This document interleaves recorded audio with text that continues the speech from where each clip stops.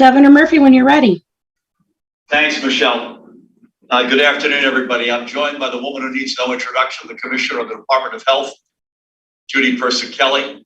Another guy who needs no introduction, the Superintendent of the State Police, Colonel Pat Callahan. Another familiar face, the state's epidemiologist, Dr. Christina Tan. Great to have you all there. Chief Counsel Paramount Garg, and many others on with us. Let's jump right in. Thank you all for your patience to do this particular session virtually. There is the potential for some heavy storms across central and North Jersey later today and into tonight. Pat will get into this in a little bit more detail. These storms could bring some high winds and some heavy downpours. While at this time, we'll obviously update you if this changes, at this time there are no flood watches set. We know things can change quickly, and localized flooding is always possible. Please, please, please take every precaution this evening. It looks like another opportunity to stay in and stay safe. I'm not sure where you were, folks, but on Monday night at home, it sounded like a freight train coming at our house, and out of nowhere, the winds spiked dramatically, and it lasted for a very short amount of time, but knocked out a lot of power, particularly the JCP&L area of service. And Pat will give a little bit of color on that. Moving on, I will start by saying that we do not have any updates for you on booster shots, as the federal government has yet to give us any clear guidance. I would just reiterate, however, that between Judy's team at the Department of Health and Pat's team at the Office of Emergency Management, we continue to pound away at planning for whatever the FDA and the Advisory Committee on Immunization Practices sends our way. When we do have final guidance, we will get that to you with all the vital information that you need. At this time, though, we are awaiting word, just as many of you are. I was on the White House yesterday, and they are still in the process of making that determination. Now, regardless of the time frame that the federal government puts forward for boosters, whether it be 6 months after receiving a second dose or 8 months or some other parameter, if you have yet to receive your first dose, now is the time to do it. Once the booster plan is released by the federal government, we do anticipate demand for shots to increase greatly. And I would expect, particularly if they go for the more aggressive 6 months after your last vaccination plan, we will have a supply-demand challenge, at least for some number of weeks. So folks, if you've not gotten your first one, do not put off getting that first shot if you've been waiting to get it. Speaking of which, as of this morning, this is the total number of folks who live, work, or study in New Jersey who have now completed their vaccination courses. There are another, by the way, 758,000 individuals who have received a first dose and are on schedule for their second. As of today, roughly 82% of all eligible New Jerseyans ages 12 years and older have received at least their first dose. This is among the highest rates in the nation. And among that top tier, we are the largest state. We should all take great pride in being a leader and model state across the entire country. Certainly, the number of those who haven't yet gotten a first dose continues to decrease, but we don't want anyone to be lost once that window for boosters is open. So again, if you've not yet gotten your first dose, go do it today so you can be in the queue for the second dose before what we will expect to be, as I mentioned, a significant increase in demand. Now let's move on to the rest of the day's numbers.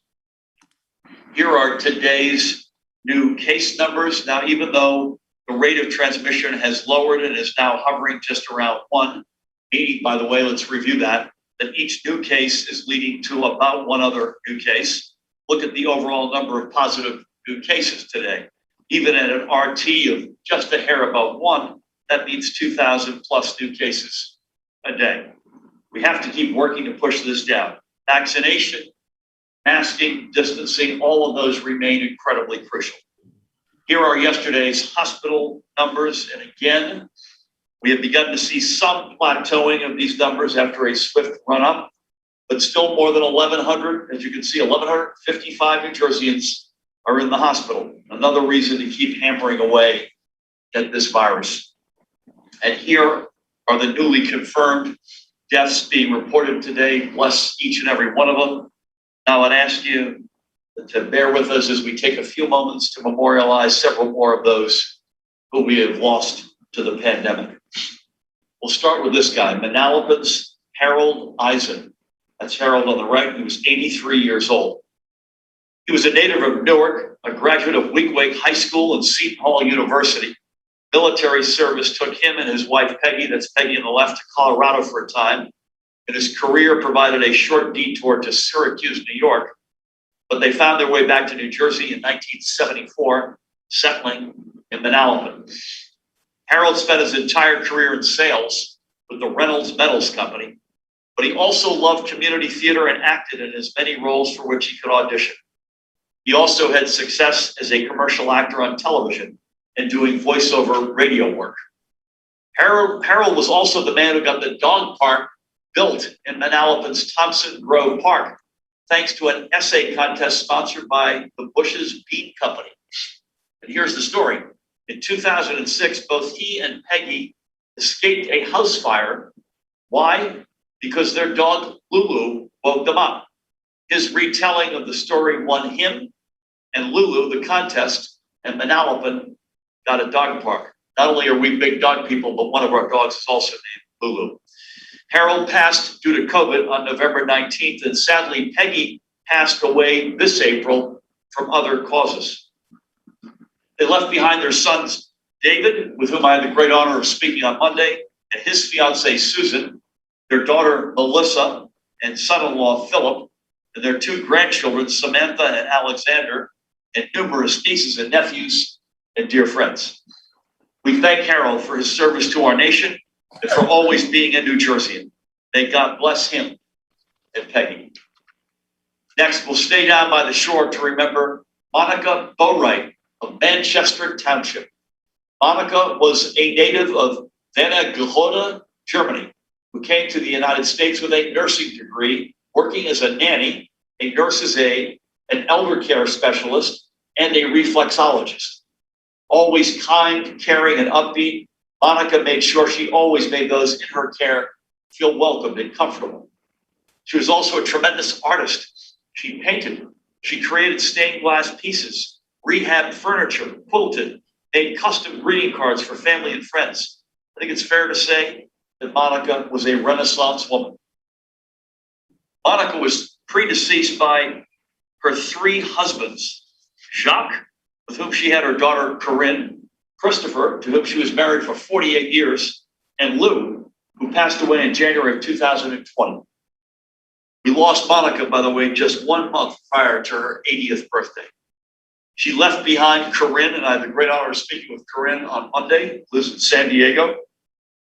And she left behind her grandson, Matthias, and her stepdaughter, Lisa, and step-grandchildren, Evan and Ellie. We are honored that Monica chose to make New Jersey her home. We are proud to have called her one of our own. May God bless her memory. Auf Wiedersehen. And finally for today, let's honor the life of Toms River, Stu Christie, this guy. He passed away on February 9th at the age of 67 years. Stu was a land surveyor and planner, a longtime member of the New Jersey Society of Land Surveyors and Planners, who had a notable career with several of the leading land use firms in our state. He even had his own practice for a time. A member of the first graduating class of Toms River North High School in 1971, he and his high school sweetheart, Kit, eventually married, tallying a half-century together. He left Kit behind, and I had the great honor of speaking with her on Monday as well, alongside their two sons, Ryan and Sean, and their families, daughter-in-law Megan and Amanda, or daughters-in-law, I should say, respectively, and his beloved grandsons, Parker and Logan, and his newly born granddaughter, Sophia Grace, who was born just last week on September 7th. God bless her. He's further survived by his sisters, Peggy, Barbara, and Kathy, and brothers Mike, John, Jim, and Bob, among numerous nieces and nephews, cousins, and of course, dear friends. May God bless Stu and his family. May he be remembered fondly for his quiet, contemplative nature and his professional integrity. Kit asked me a favor, and I will take her up on that. Stu died waiting for his vaccine appointment. He stood in line and made his appointment just as we asked millions of folks to do. And he passed while waiting for that. And Kit wanted me to say as emphatically as I could, there's no excuse. That was, Stu died when, by the way, we had a huge supply-demand imbalance and you had to wait. Today, you can walk into almost 1,500 locations anywhere in our state and get vaccinated. So Kit, who has suffered this awful loss, and her family, asked me to say emphatically, if you're not yet vaccinated, do it as an honor to a guy like Stu, who died waiting for his appointment. Go out there and get vaccinated right now. I might add that Kit works side by side with a good friend, the mayor of Toms River, and a terrific leader, Mo Hill. So God bless them all, and please get vaccinated. We remember fondly every member of our New Jersey family we've lost, and we keep their surviving families in our thoughts and in our prayers. Let's switch gears for a minute and turn to recognize another of the small businesses who have worked in partnership with the New Jersey Economic Development Authority to remain open to serve their communities. Possum University is the 4-year-old Monmouth County-based business run by these two, Jamie on the left, John on the right, Caponetta, both veteran animal rescue and behavioral specialists. Their specialty, by the way, positive reinforcement with pets. Through Possum University, Jamie and John provide one-on-one training for both 4-legged and 2-legged students. And away from Possum University, both Jamie and John are associated with other animal-focused nonprofits, helping shelter animals and providing animal health care services. A lot of families have taken on a new pet during the pandemic, and Possum University has been there to help those lucky canines especially adapt to their new homes and new humans, and vice versa. I had the opportunity to speak with Jamie and John on Monday. They're doing a great job, and I thank them for all that they're doing. Check them out, PossumUniversity.com, PossumUniversity.com. Finally, before I turn things over to Judy, I know we've all been through a lot together. Whether it is the challenges that the pandemic has thrown our way over the past 18 or 19 months, the challenges that storms like Henri and Ida have thrown our way in the past month, or any other numerous challenges or issues in our lives, we've all been asked to deal with a lot. And at times we have all felt overwhelmed. So there are 2 things I think we believe you should know. First, importantly, it's okay to not be okay. And second, help is available to anyone who wants it. Whatever you're going through, feeling, or thinking, we have trained confidential counselors available to listen and to support you. Any New Jersey resident can call that number right there, 866-202-HELP or 866-202-4357, or text NJ-HOPE to 51684 for free confidential support from NJ Mental Health Cares, a partnership between the Department of Human Services and the Mental Health Association in New Jersey. This toll-free number is open from 8 to 8 every single day. It is staffed by live trained specialists. Again, the number is 866-202-HELP or 4357, or text NJ-HOPE to 51684. And for the deaf and hard of hearing, mental health assistance in American Sign Language is also available through a partnership with Access at St. Joseph's Health in Patterson. You can reach them via video phone. That number is at the bottom of the screen, 973-870-0677. Again, 973-870-0677. And that, as you can see, is from Monday through Friday, 9 a.m. to 5 p.m. And again, support is free, it's confidential, and it's provided by live trained specialists. Additionally, September is Suicide Prevention Awareness Month, and our suicide prevention helpline, NJ Hope Line, can be reached 24/7 at 1-855-654-6735. Again, that's 1-855-654-6735. The Hope Line can connect you to anonymous, confidential support if you or someone you care about has said or done something that suggests that they're contemplating suicide. These resources are available to you, so please reach out to the hotline. We've gotten through so much by leaning on each other, We've got a little ways yet to go, but we will get there. And we'll get there as one New Jersey family. And to everyone in our extraordinary Jewish community preparing for Yom Kippur, I wish you an easy and meaningful fast. Gama Hatima Tova. Gama Hatima Tova. That said, please help me welcome the woman who needs no introduction, the Commissioner of the Department of Health, Judy Persichilli. Thank you, Governor, and good afternoon. As COVID-19 continues to circulate in our state, individuals are unfortunately getting ill enough to seek hospital care. If you have symptoms of COVID-19, please get tested as soon as possible. If you test positive, talk to your healthcare provider or your local hospital about whether you are a candidate for monoclonal antibodies. Antibodies are proteins that individuals' bodies make to fight viruses, such as the virus that causes COVID-19. Antibodies made in a laboratory act a lot like natural antibodies to limit the amount of virus in your body. They are called monoclonal antibodies. The goal of this therapy is to help prevent hospitalizations, reduce viral loads, and lessen symptom severity. Antibody treatment can be used by people with mild to moderate COVID-19 who test positive for SARS-CoV-2, are within 10 days of the start of their symptoms, are age 12 or older and weigh at least 88 pounds, and are at high risk of getting very sick from COVID-19 or of needing to be admitted to a hospital because of COVID-19. COVID-19 is a serious illness. It is vital that residents who have symptoms get tested and talk to your healthcare provider about whether antibody therapy is right for them. This is especially important if you have not been vaccinated, because we know severe disease and hospitalization is much greater in the unvaccinated.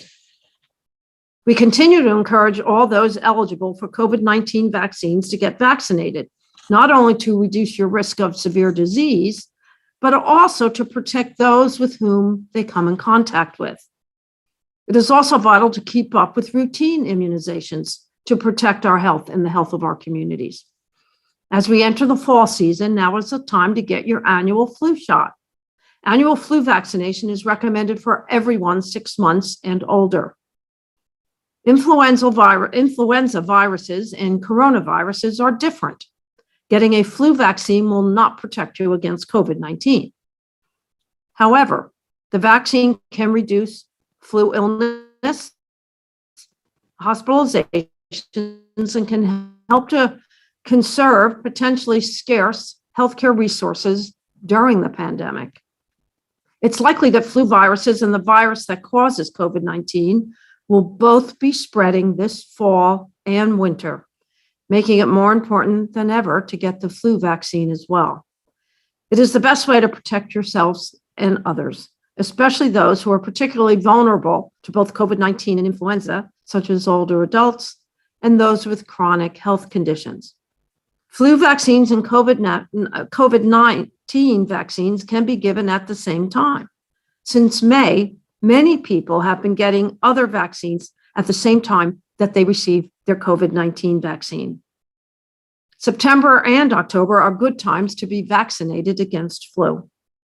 Flu vaccines are safe and effective and are offered in many locations, including doctors' offices, clinics, health departments, urgent care centers, and your local pharmacy. Low or no cost flu vaccines will be available through your local health department, the federally qualified health centers, and some nonprofit organizations. So moving on to my daily report, as the governor shared, our hospitals reported 1,155 hospitalizations of COVID-19 positive patients and persons under investigation. Fortunately, there are no new reports of multi-system inflammatory syndrome in children. We currently have 133 cumulative cases in our state. None of those children are hospitalized. At the state veterans' homes, there has been no new positive cases among residents, and at the state psychiatric hospitals, there's one new case among a patient at Ancora. The percent positivity as of September 11th for New Jersey is 7.45%. The northern part of the state, 6.42%. The central part of the state, 8.11%. And the southern part of the state, 9.31%. So that concludes my daily report. Please continue to stay safe and get vaccinated to protect ourselves, our family, our friends, most importantly, our children. Thank you. Judy, well said, as always, and thanks for the reminder and the update on monoclonal antibodies, something we were talking about almost at every press conference a year ago. It's a good reminder what they do when you are prone or when you should pursue them, et cetera. So thank you for all of that. Pat, we had, as I say, we had some sort of spiked nasty weather. Monday night I was on with JCP&L back and forth, getting a sense of the magnitude of the outages. There were many thousands, as you know. And I mentioned earlier in my remarks, we've got some potentially bad thunderstorms later today, and would love to get an update on where things are with FEMA and any other matters. Welcome. Thank you, Governor. Good afternoon. With regards to Monday night storms, we did see upwards of 60,000 outages from those. They came through fast, but they were powerful. JCP&L did, I think, a great job. I think as of this morning, we were under 1,000 outages, and I've been in touch with President Fiordaliso as well, and keeping an eye on tonight. I think we are expecting severe thunderstorms this afternoon, probably between 5 till about midnight. We are looking at damaging winds, hail, and I think the greatest impacted areas are going to be north of Interstate 78, including Sussex, Warren, Morris, and Western Passaic counties. And we do think that rain tapers off tomorrow. But again, as we've been saying, highlighted by Ida, that paying attention to TV alerts as well as phone alerts is important to keeping our citizens safe. With regards to FEMA and that process, our disaster recovery centers have seen several hundred residents come through for assistance, which is good. And as we open them up, that's going to trend in a great direction. I know they've registered over 37,000 citizens already, 27,000 homeowners, and about 10,000 renters. And as of this morning, have doled out almost $9 million in individual assistance, which is, I think, a pretty phenomenal number, with the averages being around $4,200 per household. So FEMA, again, phenomenal partner, constant communication, and we just continue to move forward in that partnership to make sure we get back on our feet as soon as possible. I would like to just make one clarification. There seemed to be some confusion when I talked about line of duty deaths from COVID on Monday. That was a national number when I said 22 of 23. There were some outlets that thought that was 22 law enforcement officers in New Jersey alone. That was not the case. That was a national statistic that I was giving out, and I just wanted to clarify that today, Governor. That's all I have. Pat, thank you. And God rest their souls. I read that as national when you said it, but it's good to clarify to make sure folks understand that that's a national reality. And I believe you said 22 of the 23 fatalities were related to COVID. That's correct. Yeah, which is heartbreaking. Pat, the website, we don't have it up on the screen unless Dan can find it for it. Is it disasterassistance.gov? Am I correct? I think that is correct, Gov. I should have that in my head, but disasterassistance.gov will get them to register on that FEMA website. You bet. And that's the place to go. And it's encouraging. We've got folks, over 27,000 homeowners and 10,000 renters have already signed up. So we encourage folks to get in there. The faster you get your claim in, the faster you'll get it addressed by FEMA. Thank you for that. Again, thanks to Judy. So Michelle, why don't we stay for a few questions, if that's okay? And Michelle can be our MC, if that's okay with you. We are good. We're going to start with Joey Fox. Okay, Joey? Can you hear me okay? Yep. Great. Okay, I got a little trio here.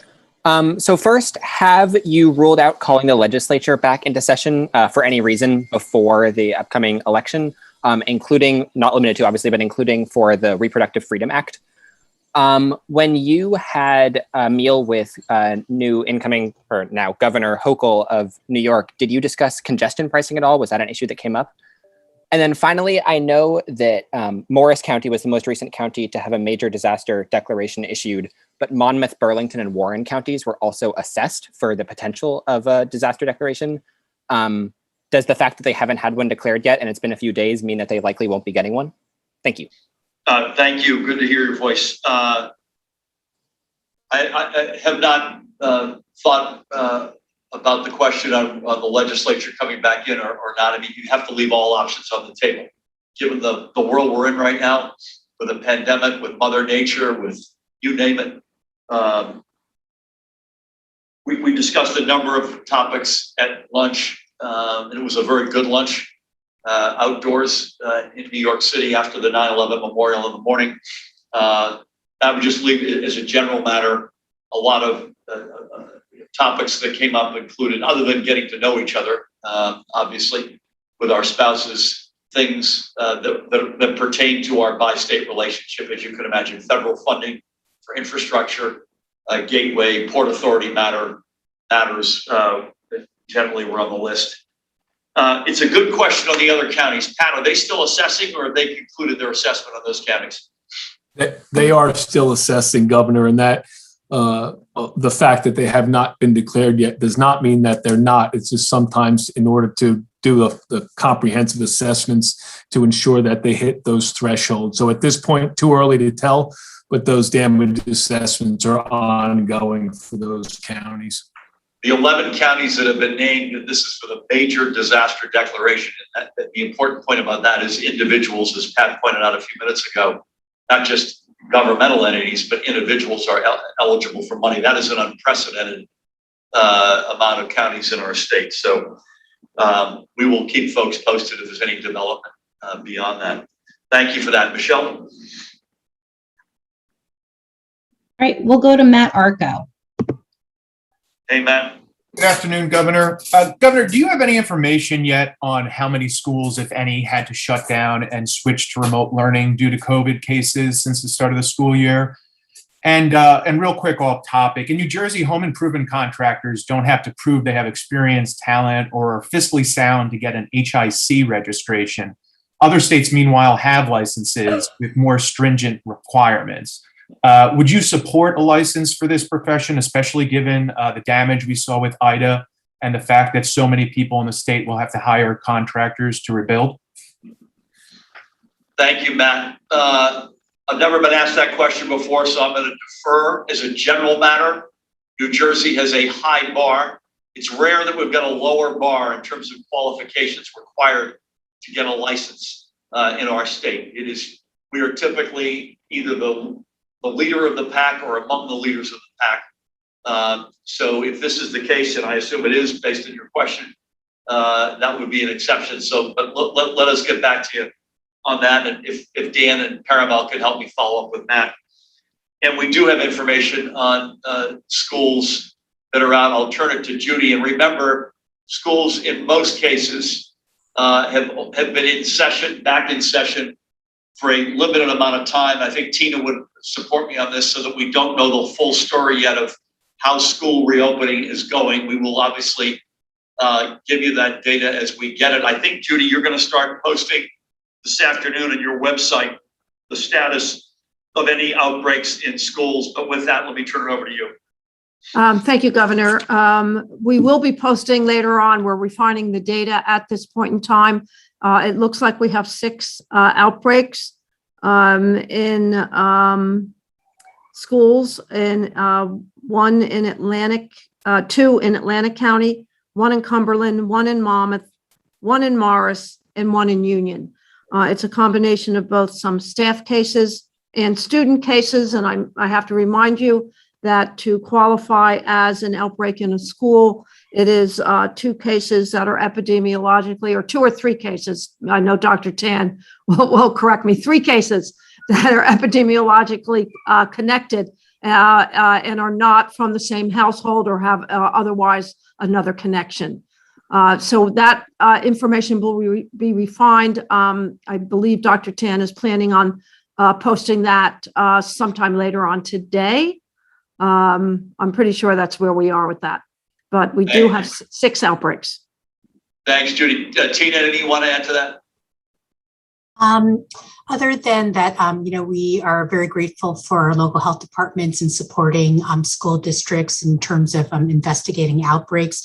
Really the key to containment is early identification. And, I just want to take the opportunity to remind parents that, if your kids are sick, send them to school. And it's really important that, they stop at the door of the schools to try to minimize spread in the community.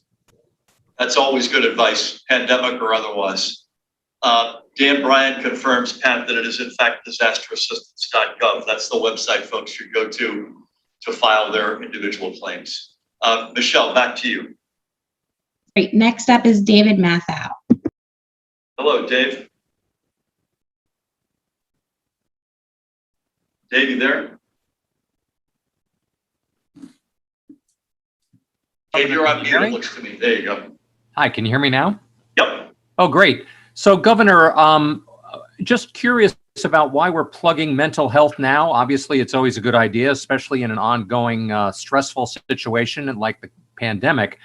But I was also wondering, how you're doing with your mental health, what you do to try to stay positive, and maybe, what you'd suggest to New Jersey residents who may feel a little funny, maybe they're a little embarrassed about asking for assistance or talking to somebody. What would you recommend that they keep in mind? And for Commissioner Persicilli, with regard to monoclonal antibody therapy, what do we know about this therapy and the Delta variant? Early on, I know that there was some question about it. Do we think that monoclonal antibody therapy is a good step for people to take, again, in the early stages of illness, even if it's with the Delta variant? And can you remind us, how early are we talking about? Thank you. Thanks, Dave. I'm holding up just fine. I mean, it's obviously for all of us, it's been a crazy 19 months. And I've said this many times, every time you think you got this thing figured out, it takes a turn. And 8 out of 10 of those turns are for the negative. So I'm doing fine. I try to exercise, eat right, read a little bit every day of a book, watch a ball game when I can, the stuff that I enjoy doing. I think more broadly, I think folks should take those numbers to heart that we put up earlier. And I'll review them again before, as Judy addresses the monoclonal antibodies. No particular reason now, but when more time is on the clock and you think you've got this thing beat and it's, oh my God, here we go again. I got to put the mask back on or whatever it might be. It gets people. Who could blame them? And particularly for folks who may be vulnerable to begin with, it has an outsized impact on them. So there's no particular timing on why this particular day of September 15th is the day we raise it, but it's something we want to raise regularly. Judy, can you hit Dave's good question about monoclonal antibodies in particular on how they work up against the variant? And I think the answer is they work, but over to you. Yeah, the recent experiences in Florida have proven that they are effective against the Delta variant. As you know, Florida had upwards to 15,000 to 20,000 cases in the hospital. And their use of monoclonal antibodies increased exponentially, so much to the point that there is a demand for monoclonal antibodies. The supply is getting limited. So previously, as the supply was managed through the local departments of health, the local state departments of health, and then it went direct to the providers, it is going to revert back to the Department of Health so that equitable distribution of monoclonal antibodies can be managed going forward. So effective and very important that we make sure that it's equitably distributed in the state. I'll never figure out why certain things have become politicized and other things haven't been. But for all the noise around vaccines and masking, monoclonal antibodies have been universally embraced by leadership around the country. And that's a silver lining to all the challenges I think that we're seeing. The number, Dave, you give me reason to repeat it for everybody, 862-202-HELP. 862-202-HELP, or text NJ HOPE to 51684. NJ HOPE to 51684. Thank you for that. Michelle, back to you. Okay, and we will go to Daniel Munoz. Hello, Daniel. Hi, Governor. Can you hear me? I can hear you. Hi, how are you doing? Good. How are you? Doing good, Governor. You've been asked this Monday, but I'm still curious on your answer. Is it safe to attend crowded concerts and sporting events like at MetLife or Rutgers football, maskless, even if they're outdoors and even if you're vaccinated?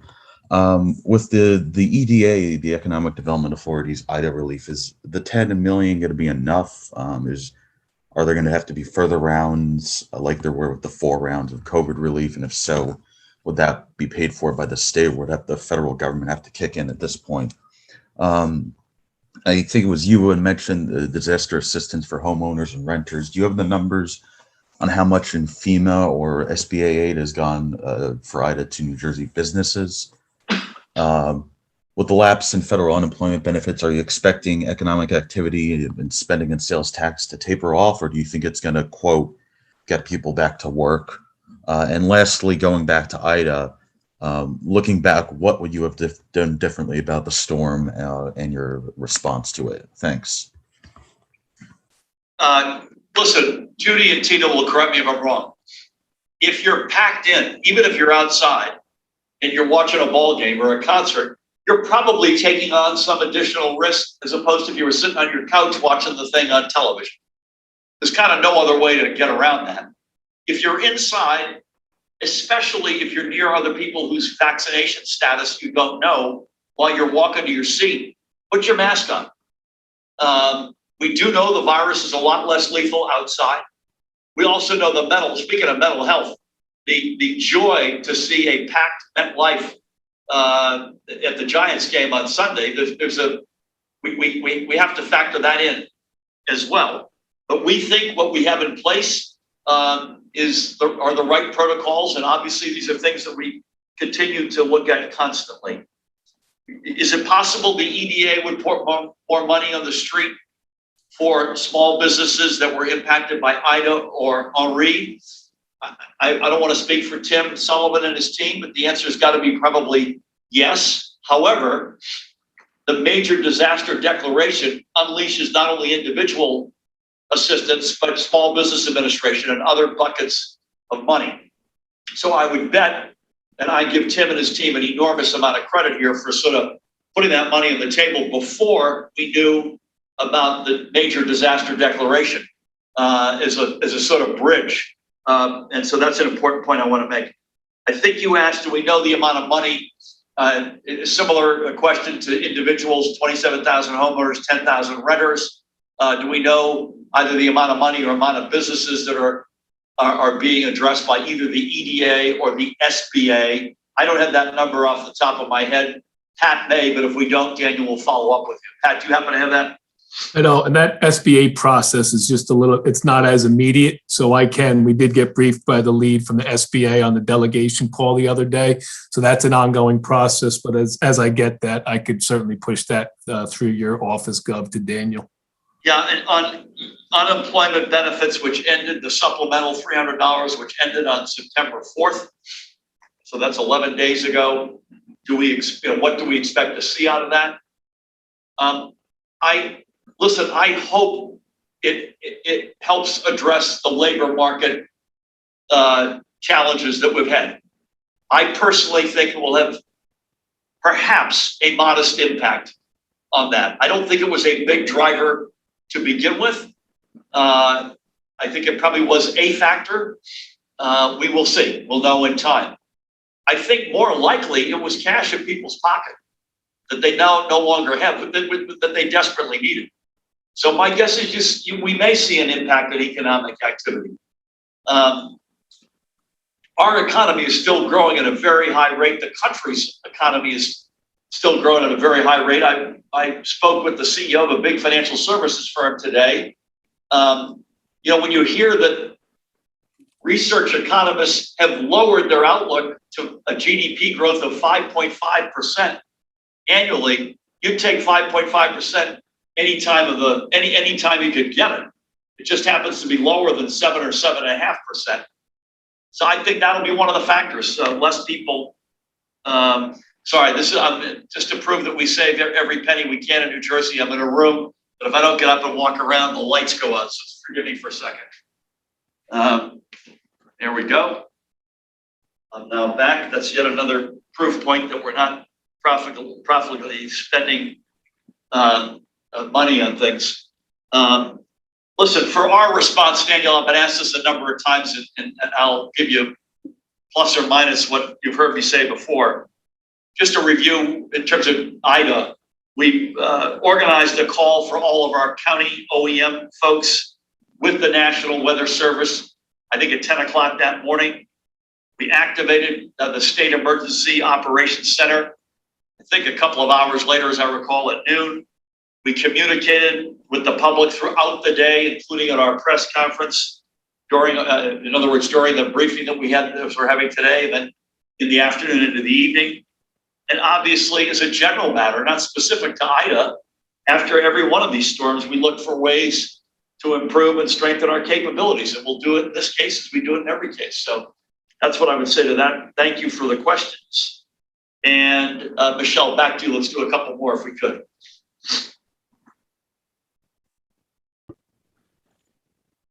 Michelle, you there? Yes, Ken Burns. Ken? Good afternoon, Governor. Hey, Ken, how are you, man? I'm well. And it looks like for once I'll be much later than our colleague, Mr. Mathau. Serious question about monoclonal antibodies. And you had mentioned that you had talked about it early on in the pandemic. I know the commissioner has mentioned Florida as where the Delta variant, the treatment was successful. But practically, what does that look like in New Jersey? Where can people get this treatment? And does the state have, I know Florida had like clinics they set up on their own to have the monoclonal antibody clinics. Is the state looking to do similar at some point? Is that it? That's it. Thanks, Ken. Judy, do you mind tackling that? And then Tina can fill in any color. Yeah, at this point, we expect that the monoclonal antibodies will be administered at our hospitals. We are not planning on putting up any clinics for monoclonal antibodies. And again, Judy, the place to go is your medical, your whoever is covering you as your medical professional or a hospital. Yeah, well, go to your healthcare provider. In most cases, your healthcare provider will connect you with the hospital for your monoclonal antibodies. Got it. Pat tells me, thank you, Pat, 161 Small Business Association SBA applications have been received so far. No loans approved as of today. And maybe over time, not necessarily at every one of our gatherings, but maybe, Pat, we can update folks on some cadence on both individual assistance and in businesses. Thank you for that. Thank you for Ken. Let's do a couple more if we could. Back to you, Michelle. Sure. Next, we'll go to Nikita. Nikita, I miss you. How are you? I'm doing well, Governor. Yourself? I'm well. I should say I miss you until I hear what your question is, and then I'll reassess that judgment depending on what it is. Sure. So I've got three for you today. How does the state plan to repay the $185 million federal unemployment compensation loan it took? Where will that money come from, and what is the expected cost of the loan in the long run? Next, new vaccinations in the first 2 weeks of September are about 40 points lower than they were in the same period in August. Are you ascribing that drop to Ida and Labor Day, and how big of a concern is that decrease?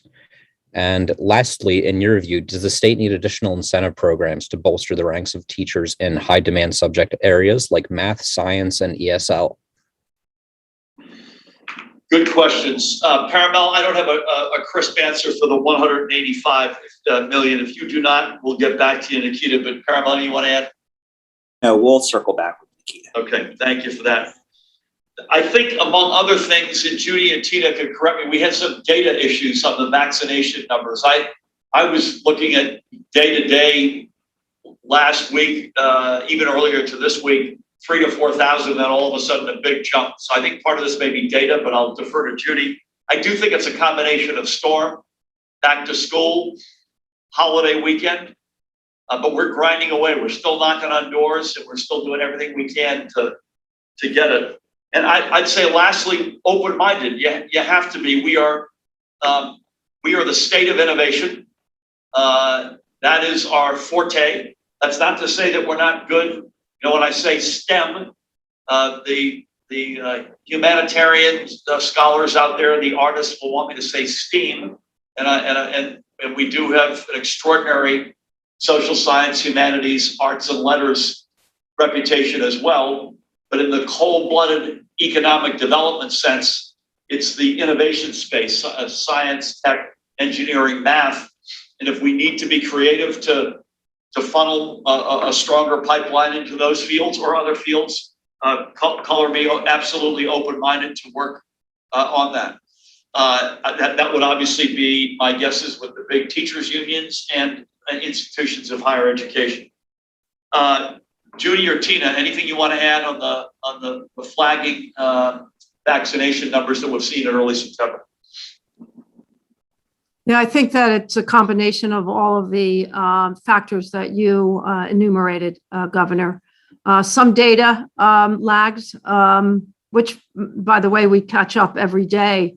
When you think of over 1,500 outlets in New Jersey to provide vaccinations, you know, managing all of the inputs from that, sometimes there's some lag. But we had a holiday, we had bad weather. All of that affects, and vacations, all of that affects vaccination uptake. Amen. Thank you for that. Thanks, Nikita. Michelle, let's do one more, if that's all right. Yes. Last one will be Alex Zidane. Alex, good afternoon. Good afternoon, Governor. Can you hear me? Yep. I wanted to ask you first, forgive me if Daniel already asked this because I didn't hear his questions. Are you going to allow the DEP to conduct an emergency bear hunt? The reason for this apparently is because the bear population in New Jersey has doubled in the past 3 years. Doesn't that once and for all show that we do need a bear hunt in this state? For the commissioner, I just want to make sure that we're on the same page. Is it 2 or 3 students that are not from the same home with COVID that constitute an in-school outbreak? And is there currently... It's 3, Alex. 3. Yep. Is that a change from last year? I believe it was 2 last year. Correct me if I'm wrong. Is that are you changing the standards in how you're counting these?